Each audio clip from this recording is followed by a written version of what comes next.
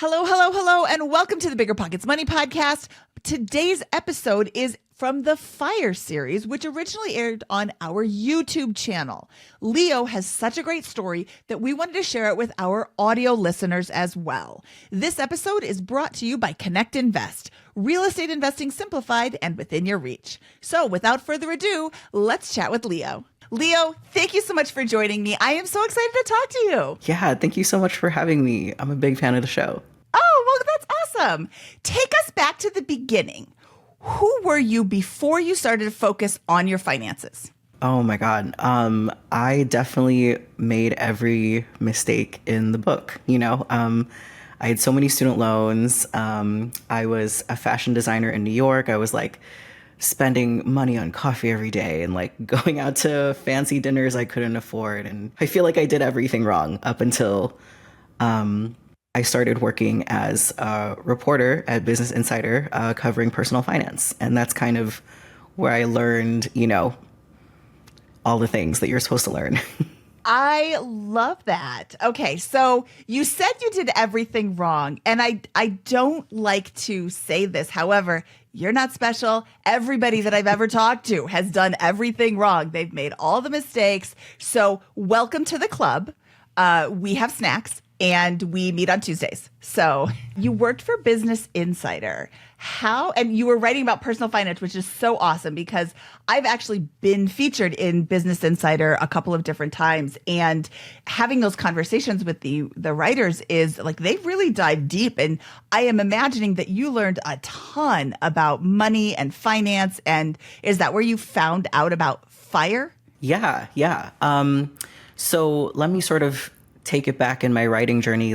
Obviously it was natural for me to begin writing about like fashion and beauty. And then it turned into like sex and relationships and stuff. And then it just so happened Business Insider was hiring for this position and I turned in an essay. They published that essay. It went super viral. So like sometimes I try to tell people, like I used to interview folks about like sex toys and lube and stuff. And it's so much easier to get people to talk about that than like to get people to talk about their money, because money is like so intimate. And you're right. Like the reporters at Business Insider, we really like go in. And also there's a whole verification process, like fact checking process where like if you say you paid off this much in student loans, like we would like to see that document. And I know sometimes it can bring up a lot of emotions for the people we were interviewing, like, hey, we need to see the paper for it. Like even just the document would bring up a lot for them. So yeah, like that's kind of where I learned about FIRE as well. Hearing a lot of course, like in my mind, when I first heard about it, I was like, everyone in this space is so intimidating and intense. And, like they're all like super disciplined and like, very nuts and bolts, like numbers kind of folks. But I think what made it more relatable to me is like people have a lot of the same mission of like, if I only have one life to live in a limited number of hours, like I don't want to spend it working on X, Y, and Z. Yeah, similar, again, twinsies. So what was your financial position when you left fashion and started being a writer? Oh my God, that was one of the hardest things I have had to go through financially. I remember I knew I was going to be late on my credit card payments, so I called the companies right away and I was like, hey, I'm trying to be responsible and like set something up with you. And they just would not help me out. And so the most stressful thing was being behind on my credit card payments and getting like constantly, bombarded, and then picking up all these different side gigs and checking my bank account every hour to see if my tax return or my tax refund had come back, so that was really challenging. In 2023, Business Insider had a pretty big round of layoffs, and I'm really grateful for my experience there and worked with really great people. But also by the time the layoffs came, I was like, yeah, I'm feeling ready to like go do my own thing. And this feels cool. Like I'm happy to take one for the team and just like take my severance and do the next thing. So I felt like last year when it happened, I was a lot better prepared because I was like, oh, okay, I know how bad it can be and I know what I can do differently now, like I'm more set up with the personal finance skills to do it differently. Okay, well, and that's great. So you were writing about personal finance, you're learning about financial independence. What was your first step towards changing your financial situation? I would say really talking about how I feel about my finances first and foremost. Because, there's a lot of pressure trying to learn about it all on my own.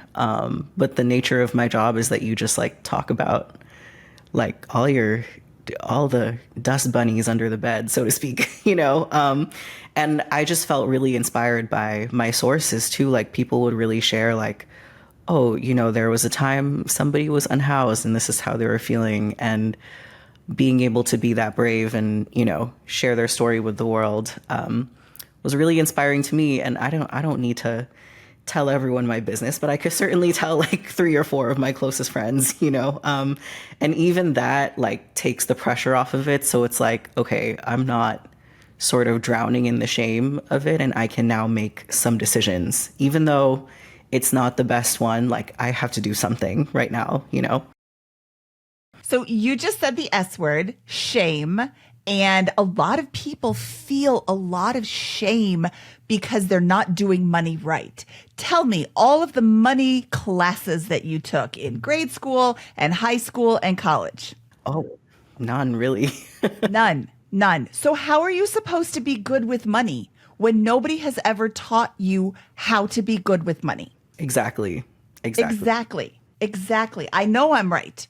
If let's say like 9 out of 10 people in the room say, oh, I'm terrible with money, then wouldn't you think that I'm probably not the problem? It's probably like money is the problem in general. I think the system is the problem. We're taught that you don't talk about money. It's not polite to talk about money. Only rude people talk about money. We don't discuss this. Don't ask me these questions. Why would you ever ask me these questions? And that's kind of what I do here at BiggerPockets. I talk about money. I ask the questions. I want to know because not only do I want you to listen to the show, I want you to listen to the show in the car with your kids because they're not getting it at school. So then they're going to be absorbing it randomly. And you would be amazed at how much they absorb, like almost through osmosis. They'll just be like sitting there talking in the back. I want people to know about money, and we're not teaching our kids in high school. We're not teaching them in grade school. We're not even teaching them like how to make a budget. I'm not even talking about like high level, fire topics. Teach them how to make a budget. Teach them the concept of, no, you don't have more money because you still have more checks. You don't have money if there's nothing in the bank account. So when you make $10,000, you can only spend up to $10,000. If you're spending more than that, how are you going to pay for it? You're just going to throw it on a credit card? And, I'm not saying this to try and make you feel bad. I'm saying this to be mad at the system for not teaching us in the first place. So you are now absolved of all the shame. It's just that easy, right? Just snap and you're done. Okay. So you said you've done everything wrong. And we mentioned debt. How much debt did you have? And how did your debt pay down journey begin? So in student loans, I had about 110,000 split between private and federal loans. And credit cards, I had about 19,000. And eventually, that went into collections, and I'm paying like a monthly installment instead of your normal, payment with the interest, et cetera. And how it began for me, debt, payoff, and savings really became sort of life or death for me was when I was saving and raising money for my gender affirming surgery. I had to get really serious about like, okay, how am I going to strategize keeping, the companies that I owe money to happy at a minimum, while like being able to save all this stuff. Too, with my gender affirming surgery, it was one of the first financial goals that I set for myself that I was like, okay, I'm going to live like a long and happy life after this, like I'm going to live a long time, and this is major. And so something in the work that I do with queer and trans wealth, when we talk about setting financial goals, like it has to really align with what you want and how you see your life in the future, or else like you're not going to go do the thing you're supposed to do. Like we could plan forever, but if you're not serious about the why behind what you're doing, like it's not going to work. Yeah, it has to be meaningful. What you're saving for, any goal that you have has to be meaningful. Otherwise, it's super easy to just like, oh, never mind, I'm going to spend it on something else. How is wealth planning different for the queer and trans community? Oh, yeah, so many different ways. For one, when it comes to family planning, it is much more expensive for us to have children. Actually, a lot of queer couples go into as much as 6 figures of debt just trying to afford in vitro or even like hire a surrogate, things like that. That's one of the things. The second thing, especially for trans people, a lot of folks don't have access to healthcare. So they have to pay for it out of pocket, or maybe the state that they live in doesn't cover healthcare. So they either are paying out of pocket, or they have to pick up and move to different states without notice when these policies go into effect. Where are you on your debt payoff journey? You were able to save the $8,000 for the gender affirming surgery, and then had you paid off the student loans and the credit cards, or were those still around? I haven't paid off my student loans. I'm about, I would say like 45% of the way through with the credit cards, which is exciting for me. I know some folks who might be listening might be like, that's not that much, but to me, it's exciting. It's very exciting. And I mean, I could tell you stories of people who had way more debt than you, but I could also tell you stories of people who had less debt than you. Ultimately, their stories don't affect the fact that you have X number of debt and you need to pay it off. So that's your journey. And somebody else who only had $10,000 worth of debt, well, great for them, but that doesn't help you on your journey. Also, it doesn't help you when you hear about the guy that had $400,000 in student loan debts. Like, yeah, nice for him. Hope he got a good paying job. He did. He was a dentist. So, Yeah. These stories aren't that helpful. Yeah. I would say too, like the number one thing that really helped me that I built during my W-2 days is just consistency, I tell folks this all the time, like it doesn't actually matter. Like, let's say your credit card minimum is like $150 and you're like, okay, but I want to make an extra payment. To me, like, if I make an extra payment every 2 weeks and it's $5, to me, it's just as meaningful as if I make a payment every 2 weeks that's $500, because it's kind of like, whereas before I felt so, afraid of like confronting, oh, this is how much debt it is. And I was afraid to take action towards it. Now I feel a little more like, okay, if I can show up on a consistent basis, like, cool, this thing isn't bigger than me, like I know I can handle it and I can still live life and not have to like deprive myself until I reach the goals. So, yeah. So were you budgeting when you had your W-2, and were you saving when you had your W-2, or were you just spending? Well, when I was at Business Insider, again, kind of anchored by having financial conversations on a daily basis, it was a lot easier to, 10% of every paycheck would go. I would use the virtual envelope system, right? So 10% of every paycheck would go directly to savings. And then I would have a separate checking account that's specifically for fixed expenses, including paying off my debts. And then I would have my, and at the time I was like, this is my sad little checking account with my spending allowance for the 2 weeks until the next payday, right? And that was really helpful in understanding like, okay, I can't overspend.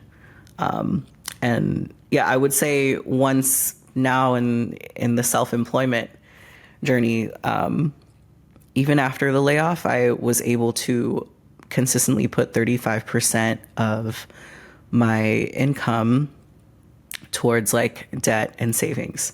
That's awesome. Yeah. 35%, that's fantastic. Are you still putting 35% towards saving and debt? I will say, I had a recent car repair. So the car repair like took a lot of, a huge percent of what I've been putting away. And that's fine. That's what it's there for.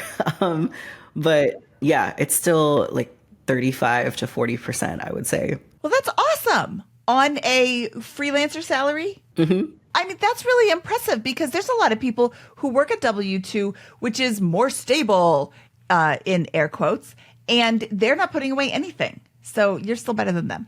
It's about a year and some change now since I've been laid off and pursuing my own business. And it's taken me this long to understand that a W-2 paycheck does not define stability. Like you can make it on your own, actually. Like you can make a definition for stability on your own. So yes. Well, okay. So what is financial stability to you? all my bills are paid. I have a savings account. And also, I think the most important part is if a friend or a loved one really needs help, I have a little bit of money to, give to help them out if they need it. This might be spicy, but and I don't do things that I hate every day to make money. That's also a part of financial stability for me. That's awesome. There's a lot of people who do things that they hate every single day because that's their option is do it even though you hate it or starve. Mm-hmm, exactly. That's awesome.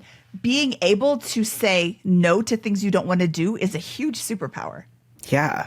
Thank you. Thanks, Mindy. You're welcome, Leo. Leo, do you resonate with the financial independence, retire early movement in any way? Yes. Like I said earlier, what I really resonate with is the desire not to give your labor away to causes that you don't necessarily care about or agree with. And also the retiring early part, I don't know. I really do think it's a scam that we have to wait so long before we could just rest and chill out and relax and do what we want with our time. I resonate with FIRE in that way for sure. What feels really hard to me sometimes is I've seen, as a journalist, I've interviewed a lot of people who are super intense about it and can be very okay, I'm going to work my high paying W-2 job and I'll invest in real estate right away. And then it's a struggle to manage that stuff. And then they become super burnt out and overworked at the front end of it. And I'm it becomes very wait, do you remember what you're doing this for? Because it was never about having this kind of lifestyle where you're always super busy. Right.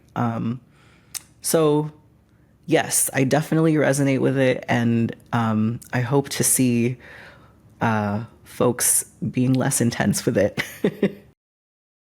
Okay, so thanks for spearing me right in the heart. My FIRE journey included a death march to financial independence, and it's pretty well documented that we didn't do everything wrong the way that you did everything wrong, but we did everything wrong in different ways. So we both, again, twinsies, we both did everything wrong, just in different ways. I didn't enjoy the journey almost at all. I had 2 kids. I moved a ton. We live in flip. So we move into a house that isn't nice. We make it nice and then we sell it and we move into another dump and make that nice. And that's generated a lot of income, but it has been a full-time job on top of a full-time job on top of 2 young kids. So if I would have just pulled back a little bit, maybe I don't have enough money or as much money right now, but I have a much more enjoyable life. And you can't look at somebody's snapshot of today and you could judge them all you want. But, looking at my snapshot today, you don't see the decade of 12-hour, 14-hour, 18-hour days. And yeah. I really wish that I would have done it different. And do you remember what you're doing this for? You just said that. No. I didn't remember what I was doing it for at all. And there's a lot of factors that come into play. My husband grew up pretty financially insecure, and that led into a lot of this. There's that phrase, if you love what you do, you'll never work a day in your life. We didn't love what we did, and we worked hard every day for 10 years. And I really want people to remember what they're doing this for as well. Because if you're not enjoying your life, why are you doing this? Do you think pursuing financial independence changes the fundamental way people perceive work and life? Oh, absolutely. Because again, like in America, especially, the culture is like you work until you're 65 and you give away all 40 of these hours, even more, like especially for people who have high paying corporate jobs. It can be between like 40 to 80 hours a week, right? So it's like that's kind of like the norm in the culture. And I think that once people start looking at fire, especially like the numbers of it all, and I see this all the time, like some of my clients are not necessarily pursuing fire, but if it's their first time like tracking their spending, and then they, we kind of do the math of like, okay, you spent, hundreds of dollars on Postmates and it equals this many hours of your time. It kind of begins this like the wheels are turning for them of like, oh, actually, if I changed my spending habits, if I changed my lifestyle, I wouldn't have to work that many hours a week. And then what could I do with my time if I didn't have to work these many hours a week, right? So yeah, I do think it fundamentally changes the way they think about work, especially. My biggest wish for folks, anyone out there who's listening, is for you to realize you don't actually have to work that hard. It's, yeah, I hope that working hard becomes less of like a romanticized thing. Yeah. I think I agree with you. Who are you working hard for? You're working hard for your company? Who's making the money when you do that? I mean, definitely put in the work that you're being paid to do, but don't just crush yourself for an unthankful boss. Mm-hmm. Okay, it's getting a little heavy in here. What is your biggest piece of financial advice for someone just getting started today? Definitely get an accountability buddy. Find a buddy that is going to do it with you. Honestly, I think this is also why couples and whether you're just dating or like you've been married for 10 years or whatever, like once the two of you set your mind to a goal and you get to like hold yourself accountable to it, I think that's why couples get a leg up, to be honest, because there's two of you, right? So especially for people who are single, I would say like find a friend or two or three who want to be on this journey with you, and don't do it alone, and be brave enough to be like vulnerable with them of what you're going through along the journey. Even if it's like, hey, I know I said I would save like $200 this month, but I can't make that extra 20. It's really 180 for me. Like, I know that seems like such an innocuous, like small conversation to have, but it's actually everything, when you're going through the journey. Right. Because your friends, your accountability buddies can say, okay, you know what? That's okay. You still got 180. So Exactly. You didn't quite make your goal. Maybe next month you'll be able to get 220. Or maybe, take this time to look back and see what happened. Oh, you had an unexpected car repair. You still were able to get to 180. That's awesome. Or, hey, you went to Starbucks every single day. Maybe cut that out until you get your 200 for next month. There's a lot of things that having friends in this space and having people on the same path, not even in the same position, but on the same path, can help you with that your like regular friends and family may not be able to do. I mean, I've heard from a lot of people who are like, ugh, why would you want to do that? I enjoy my life. I don't want to save for retirement. I'm like, well, okay, then don't. But look at me. I'm doing okay now, Yeah. And it's when people are trying to tell you not to do something, if you want to do it, don't listen to them. Yeah, I think especially when you're super early in your journey, again, like I really credit the personal finance team at Business Insider for, all the support they gave me. I'm also a part of a few like support groups that have been started by my friends around debt. So it's like those communities have been really helpful because I almost was like in a little bubble of like, here's all the people that I can talk to about this that really believe in me. And then it took me like, okay, maybe I'm 6 to 8 months in the bubble.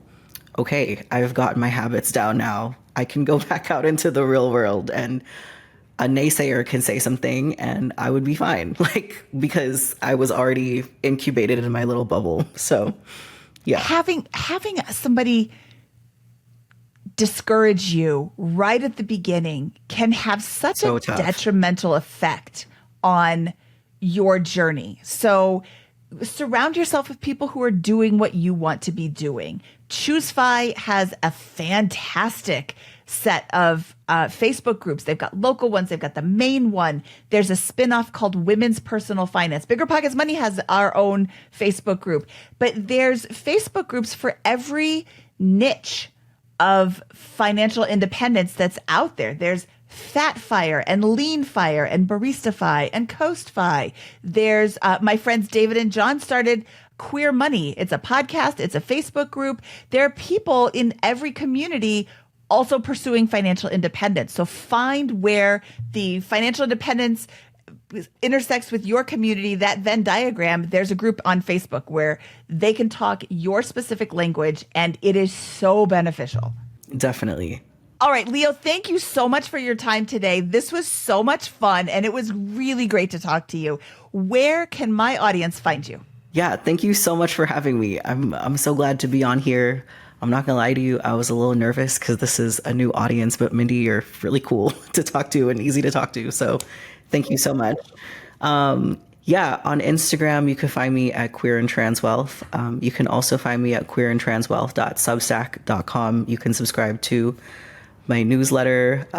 You'll find out what we're up to. I have office hours every now and then that are free, and we talk about stuff like credit repair or, debt payoff strategies. And then we have like a little co-working time, so you actually get to do the thing that we talked about. So yeah, definitely. That is awesome. So is it Queer and Trans Wealth, or is it Queer Trans Wealth? Queer and Trans Wealth. Awesome. And I will include these in the show notes down below so you can click and go join Leo and have a nice chat. This is Mindy Jensen signing off.